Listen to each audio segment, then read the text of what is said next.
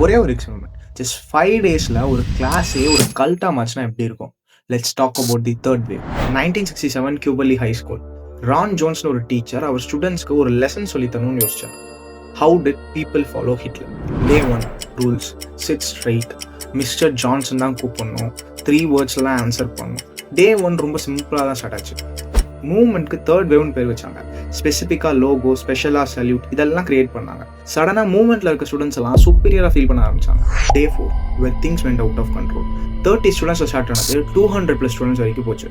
சடனாக ஸ்டூடெண்ட்ஸ் எல்லாம் அவங்களுக்குள்ளே ஸ்வைப் பண்ண ஆரம்பிச்சாங்க. Day 5 the final day. Teacher reveal பண்ணுறாரு there will be no movement அப்படின்னு சொல்கிறாரு. பிகாஸ் ஸ்டூடெண்ட்ஸ் எல்லாம் ஃபாசிஸ்ட் மாதிரி பிஹேவ் பண்ணுறீங்க அப்படின்னு சொன்னார். இதை கேட்ட ஸ்டூடெண்ட்ஸும் ஒரு மாதிரி ஆகிட்டாங்க. இது என்ன சொல்ல வருதுன்னா, நம்ம எல்லாமே நல்லவங்க தான். ஆனால் சம்டைம்ஸ் நம்ம ப்ரெஷர் ஃபீல் பண்ணும்போது ஷீப் மாதிரி எதையாவது ஃபாலோ பண்ணிகிட்ருக்கோம்.